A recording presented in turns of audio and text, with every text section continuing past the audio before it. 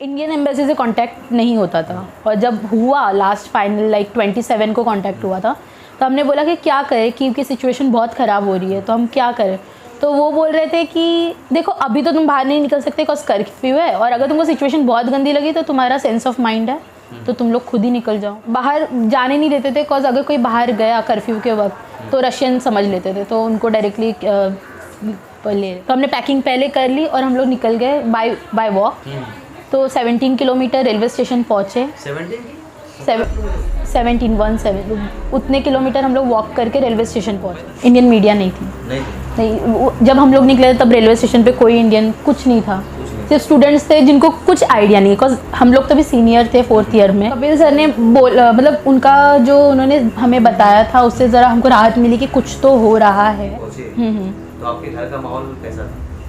Bhiwandi excited थे सारे कि मुस्कान को देखे बिकॉज मैं हम भी एक्साइटेड थे, ऐसा नहीं हम भी एक्साइटेड। वॉर स्टार्ट हुआ जैसे भाई को बोला उनका तो नींदें ही उड़ गई थी कि क्या होगा, मेरी बहन कैसे आएगी बिकॉज मैं अकेली मतलब उनको ऐसा लग नहीं रहा था मैं कर पाऊँगी बट मैंने कर लिया। सारे न्यूज़ चैनल वालों ने तो बहुत ज़्यादा हेल्प की बिकॉज उनकी वजह से यहाँ पे पता चला कि यहाँ के बच्चे फंसे हुए हैं। और हमारी गवर्नमेंट से आपको कुछ हेल्प मिली क्या? सच बोलूँ तो नहीं, हमको इंडियन गवर्नमेंट से कुछ हेल्प नहीं थी सिवाय फ़्लाइट के, उन्होंने कुछ नहीं किया। ये एक्सपीरियंस लाइक सबके लाइफ में कभी होता नहीं और मेरे साथ हो गया। आई थिंक मैं लकी भी हूँ और अनलकी भी हूँ इस मामले में। हर एक दिन हर सेकंड ब्लास्ट की आवाज़ आ रही है, हमको पता नहीं अब क्या होगा, अनप्रेडिक्टेबल है। कभी देखा नहीं वहाँ पे फायरिंग हो रही है, ये फ्रेंड की डेथ हो गई, इसका ये हो गया, लोग रो रहे हैं। हम तो इंडियंस हैं, हम आ गए यहाँ पर जो यूक्रेनियन सिटीजन्स हैं जिन्होंने अपने घर अपने पेरेंट्स सबको छोड़ दिया, उनका क्या। हेलो फ्रेंड्स, मैं मोहम्मद सोहेल अंसारी, आप देख रहे हैं लाइफ इन भिवंडी। कई दिनों से आप देख रहे होंगे यूक्रेन और रूस में जंग चल रही है। इसमें हमारे हिंदुस्तानी नागरिक भी कई फंसे हुए थे उधर, उसमें से कुछ हमारे भिवंडी के भी थे। भिवंडी के जो थे वो तो कई आ चुके हैं और इस वक्त हमारे साथ मौजूद है मुस्कान शेख जो सही सलामत अब अपने घर आ चुकी है। आइए हम इनसे पूछते हैं इनके साथ क्या हुआ था उधर और वो किस तरह से वापस आए। मुस्कान जी, आपका बहुत बहुत स्वागत है हमारे चैनल में। ज़रा हमें बताएंगे आप कि आपको कब पता चला कि वहाँ पे ये वॉर चालू हो चुकी है और आप किस तरह से आए? लाइक 23rd को हमको न्यूज़ आई थी कि नेक्स्ट डे से इमरजेंसी लगने वाली है और 24th को मॉर्निंग 6:30 को ब्लास्ट हो गया था। तो फ्रेंड्स ने कॉल किया कि तुम्हारे एरिया में ब्लास्ट हुआ, तुमको पता है? तो हमको कुछ पता नहीं था और फिर सायरन बजने लग गए और फिर हमको पता चला कि वॉर स्टार्ट हो गया। तो उस वक्त आपके साथ और इंडियंस थे? तब मेरे साथ मेरी सिर्फ रूममेट थी और हम दोनों ही थे तब। तो आप लोग किस तरह से वहाँ पे यानी रूम में किस तरह से रहते थे? हम लोग मतलब पहले तो हमारा घर बंकर से दूर था तो हम लोग ने हमारी जिस सहेली का घर बंकर के पास था हम लोग उसके पास चले गए। तो हम लोग 8 लोग रहने लग गए और जैसे ही 30 सेकंड का अलार्म बजता था बंकर से बाहर आते थे और 1 मिनट का अलार्म बज गया तो बंकर में फिर से जाना है और कर्फ्यू लग जाता था फ्रॉम 5 to मॉर्निंग 8 ऐसा कर्फ्यू था। तो इंडियन एम्बेसी से आपको कुछ वहाँ राहत मिली थी? इंडियन एम्बेसी से कांटेक्ट नहीं होता था और जब हुआ लास्ट फाइनल लाइक 27 को कांटेक्ट हुआ था तो हमने बोला कि क्या करें क्योंकि सिचुएशन बहुत ख़राब हो रही है तो हम क्या करें। तो वो बोल रहे थे कि देखो अभी तो तुम बाहर नहीं निकल सकते बिकॉज कर्फ्यू है और अगर तुमको सिचुएशन बहुत गंदी लगी तो तुम्हारा सेंस ऑफ माइंड है तो तुम लोग खुद ही निकल जाओ। तो आप जब ये कितना दिन चला था तकरीबन, ये जो आप बुनकर में जो बता रहे थे वो कितना दिन तक थे आप? फ्रॉम 24th till 28 हम लोग बंकर में थे। 4 दिन तक? हाँ 4 दिन आप वहाँ थे? हाँ मतलब बीच में 1-2 घंटे का टाइम मिलता था बाहर आकर खाना पकाओ या कुछ लेना है चार्ज करो। खाने पीने की दिक्कत थी उधर? हाँ जो आप स्टॉक रखे थे वही चल रहा था? हाँ वही चल रहा था। और बाहर एकदम कर्फ्यू का माहौल था? बाहर जाने नहीं देते थे बिकॉज अगर कोई बाहर गया कर्फ्यू के वक्त तो रशियन समझ लेते थे तो उनको डायरेक्टली अच्छा। तो फिर आप इंडिया किस तरह से आए? इंडिया 28 को मतलब 27 की नाइट को हमारे डीन का टेक्स्ट आया कि तुम लोग कीव जैसे हो सके छोड़ दो, न्यूक्लियर ब्लास्ट होने वाला है। तो 28 के मॉर्निंग 8 को हमारा मतलब कर्फ्यू ख़त्म हो गया था तो हमने पैकिंग पहले कर ली और हम लोग निकल गए बाय वॉक। तो 17 किलोमीटर रेलवे स्टेशन पहुँचे। 17 उतने किलोमीटर हम लोग वॉक करके रेलवे स्टेशन पहुँचे। हाँ पैदल, बिकॉज ब्रिज टूटे थे, कार्स कुछ अलाउ नहीं थी तो हम लोग पैदल रेलवे स्टेशन तक गए और फिर वहाँ पे ट्रेन का हमको पता ही नहीं कि क्या करना है और हमको लगा था वहाँ पे कोई एम्बेसी का रहेगा, वॉलंटियर्स रहेंगे, तो कोई नहीं था। टिकट काउंटर पे गए उन्होंने कहा कि तुम लोगों को सिर्फ एक ही क्या बोलते हैं उसको, बॉक्स या समथिंग है, तुम लोग सिर्फ उसमें ही रह सकते हो, और वो एक इसमें 50 इंडियंस कैसे चढ़ेंगे, और बैठना भी नहीं अलाउ था। छोटा सा रूम था, वहाँ पे हम लोग सब फॉर 12 आवर्स हम लोग खड़े थे पूरी ट्रेन में विथ आर लगेज एंड सब कुछ, एक दूसरे के एकदम क्लोज खड़े होकर हम लोग वैसे जर्नी का वेट कर रहे थे कब स्टार्ट होगा, कैसे तो खत्म होगा। उस दौरान पे वहाँ पर इंडियन मीडिया कोई था उधर? इंडियन मीडिया नहीं थी। नहीं, जब हम लोग निकले तब रेलवे स्टेशन पे कोई इंडियन कुछ नहीं था, सिर्फ स्टूडेंट्स थे जिनको कुछ आइडिया नहीं, बिकॉज हम लोग तभी सीनियर थे 4th ईयर में, जूनियर्स को कुछ पता नहीं। कुछ मुझे ट्रेन में मेरे साथ एक लड़की थी, चंडीगढ़ की थी शायद वो, तो वो तो 2 दिन पहले आई थी और वो बोल रही कि अब निकलना पड़ेगा, मुझे पता ही नहीं। भिवंडी के उस वक्त आपके साथ में कोई और थे उधर? भिवंडी का कोई नहीं था, आप सिंगल? मैं अकेली भिवंडी। अच्छा, फिर उसके आगे आप फिर फ्लाइट में किस तरह से बैठे और आए किस तरह से वो सब? ट्रेन के बाद हम लोग ट्रेन से उतरे, पहला ट्रेन से उतर के हम लोग लवीव पहुँचे, लवीव से उजोग्रोद, वहाँ के हमने बाय रोड ट्रैवल किया, उजोग्रोद से चॉप एक और सिटी है, फिर चॉप से हम लोग बॉर्डर क्रॉस करने वाले थे।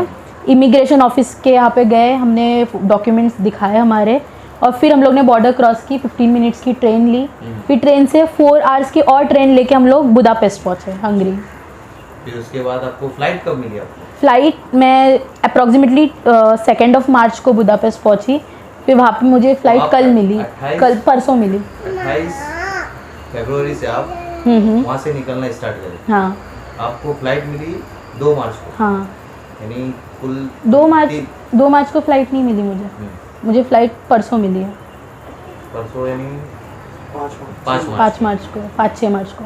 तो आप इतना दिन घर से बाहर थे? हाँ। यानी आप जहाँ रुके थे उससे बाहर थे आप? हाँ। यानी सिर्फ रोड पे चल रहे थे, स्टेशन पे रुक रहे थे, ऐसा था? एम्बेसी ने अरेंजमेंट किए थे रहने के, बट इट वाज लाइक एक फैक्ट्री थी, वहाँ पे सारे बच्चे रह रहे थे, बट टाटा जो है उन्होंने अरेंजमेंट किया था होटल रूम्स का। अच्छा अच्छा। तो वहाँ पर हम लोग 3 दिन स्टे किए थे। अच्छा, 3 दिन आप लोग हाँ। होटल में थे? और हंगेरियन पब्लिक और सारे वॉलेंटियर्स बहुत अच्छे थे, उन्होंने बहुत हेल्प की, और कुछ इंडियन वॉलेंटियर्स भी थे, उन्होंने हमको टिकट्स का, रजिस्ट्रेशन का सब बताया। तो 5 तारीख को जब आप फ्लाइट में बैठे उस वक्त क्या हुआ?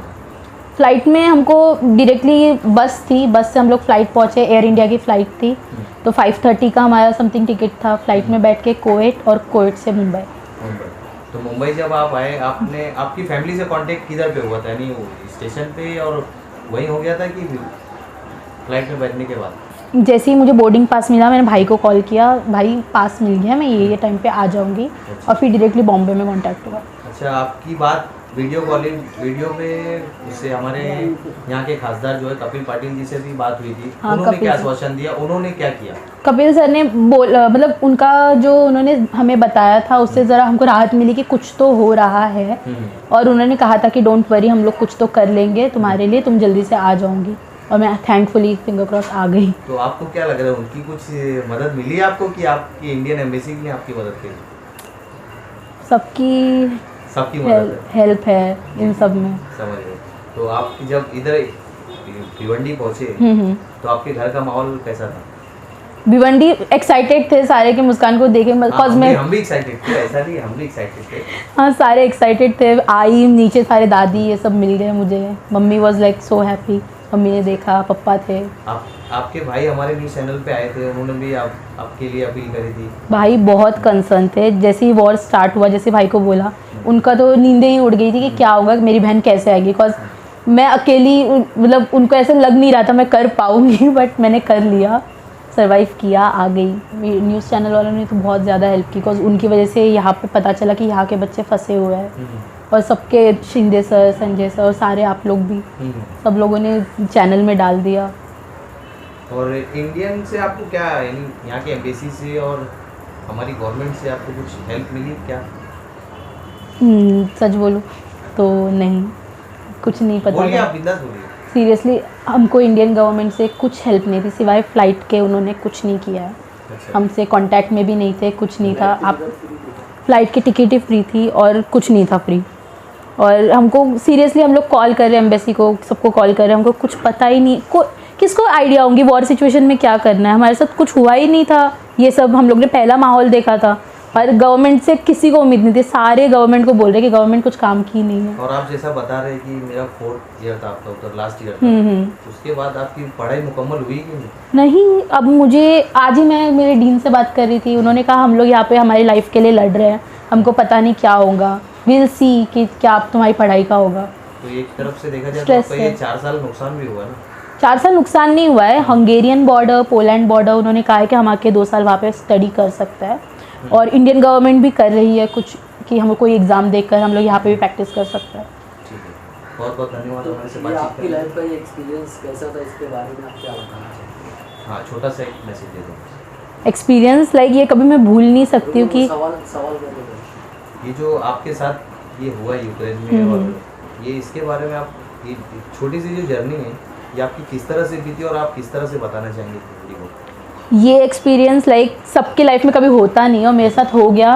आई थिंक मैं लकी भी हूँ और अनलकी भी हूँ इस मामले में।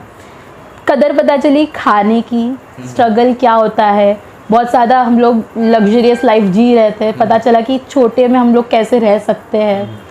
हर एक दिन, हर सेकंड ब्लास्ट की आवाज़ आ रही है, हमको पता नहीं अब क्या होगा, अनप्रेडिक्टेबल है, कभी देखा नहीं वहाँ पे फायरिंग हो रही है, ये फ्रेंड की डेथ हो गई, इसका ये हो गया। अच्छा, आपके फ्रेंड्स भी गए? खारकिव में एक फ्रेंड था जिसका मीडिया में होगा कि उसकी डेथ हो गई है, तो तब कॉल करके पूछा तो उसके साथ और कुछ बच्चे थे, उनकी भी डेथ हुई।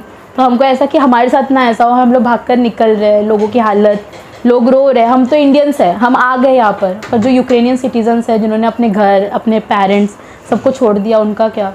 तो वो सब देखकर बहुत अलग सी फीलिंग है, ये एक्सप्लेन नहीं कर सकती मैं। मुस्कान जी, बहुत बहुत धन्यवाद हमारे से बातचीत करने के लिए।